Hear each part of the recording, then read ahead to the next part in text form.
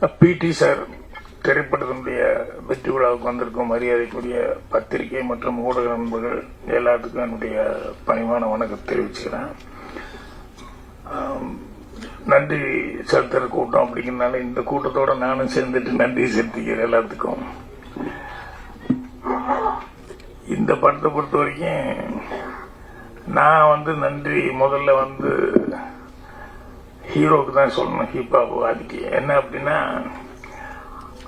அவரு நடிக்கிறதுக்கு ஒரு நல்ல கதை அப்படின்னு சொல்லி செலக்ட் பண்றதோடு நிறுத்திக்காம, அந்த டைரக்டர் அவரு ஒரு கதை சொல்லும்போது இது ரொம்ப நல்லா வரும்னு ப்ரொடியூசர்கிட்ட போய் அதை சிபாரிசு பண்ணி அது மெனக்கெட்டு ஒரு நல்ல டைரக்டர் கொண்டு வரணும்னு நினைச்சாரு பாரு, அதுக்கு தான் அவருக்கு நன்றி சொல்லணும்.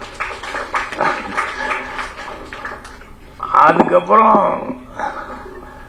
ஒரு ஹீரோ சொல்லும்போது, இல்ல இந்த ஹீரோ கிட்ட ஒரு ஜட்ஜ்மெண்ட் இருக்கு, அவரும் ஒரு டைரக்டர் எல்லாம் பண்ணிருக்காரு, கதை எழுதியிருக்காருன்னு சொல்லிட்டு அதுக்கடுத்தியா இளவரசு சொல்லிட்டு போன மாதிரி அந்த மாதிரி கதையா இருந்தா கூட இது எல்லாத்துக்கும் அல்லவே அந்த கேரக்டர் இந்த படத்துல ஒரு கேரக்டர் சொல்லியிருக்காங்கன்னு சொல்லிட்டு கணேஷ் அவர்கள் அதை அக்செப்ட் பண்ணிட்டு பண்ணது அடுத்தபடியா அவங்களுக்கு நன்றி சொல்லணும்.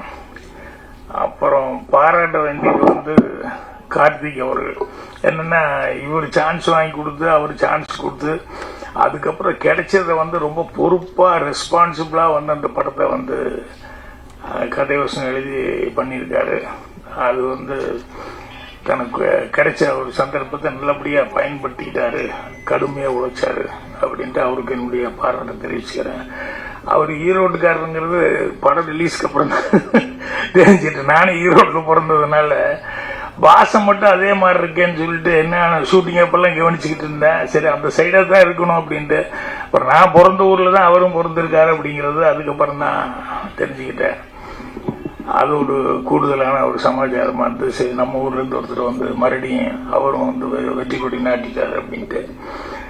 அப்புறம் இங்க பேசும்போது இந்த தொகுத்து வழங்கின ஐஸ்வர்யா அதுக்கு பேசுறதுக்கு என்ன மேட்டர் இருக்குன்னு தெரியலையே, என்ன பேச போகுது அப்படின்னு சொல்லிட்டு எல்லோரும் நன்றி சொல்லுவார்கள் அப்படி இப்படின்னு சொல்லி சுருக்கமா முடிச்சுக்க போகுதுன்னு நினைச்சா அவங்க பல விஷயங்களை சொன்னாங்க. படத்தை பத்தி எல்லாம் நிறைய விஷயங்கள் அது இந்த மெட்டீரியல் இதெல்லாம் ரெடி பண்ணி வச்சுக்கிட்டேன், வரும்போது எழுதிக்கிட்டே உட்காந்துருந்தாங்க. அதுக்கப்புறம் அவங்க பேசும்போது பரவாயில்லையே விவரமா பேசுறாங்க, நிறைய மேட்டர்லாம் ரெடி பண்ணிட்டாங்க. அப்புறம் இன்னொருத்தர் அவங்க பக்கத்துலயே அந்த கடைசியில் உட்காந்து யாரோ ஒரு எழுதிட்டு இருந்தாரு, யாருன்னே தெரியல. அதுக்கப்புறம் பார்த்தா ஆர்ட்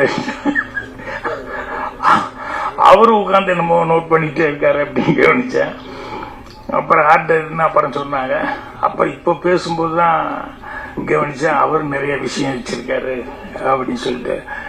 அவர் சொல்லும்போது ஒரு விஷயம் சொன்னாரு, இந்த ரேப்பு அப்படி இப்படிங்கறதெல்லாம் சொல்லி ஆண்கள் அப்படின்னு சொல்லி அது தவிர்க்க முடியாத ஒரு சமாச்சாரம். இந்த ஆண்களுக்கு ஏதோ ஒரு ஈர்ப்பு இருந்துட்டே இருக்குங்க, அது ஜீன்ஸ்லயே ஏதோ இருக்குன்னு நினைக்கிறேன்.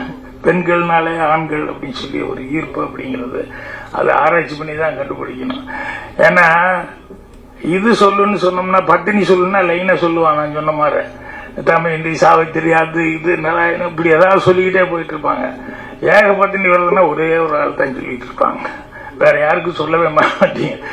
ஏன்னா பெருசா சொல்றது இல்லையல்ல, ஆகும்னா ஸ்ரீராமன் ஸ்ரீராமன். அதனால அது ரேர் கேஸ்ன்னு நினைக்கிறோம். அந்த மாதிரி இருக்கிறது ரொம்ப ரேர் கேஸ்ன்னு நினைக்கிறேன். அதனால அவர் சொல்லும்போது இன்னும் நிறைய விஷயங்கள் அவர் படிச்சிருக்காரு. காரணம் நேரம் கருதி கம்மியான விஷயங்கள் மட்டும் சொன்னாரு.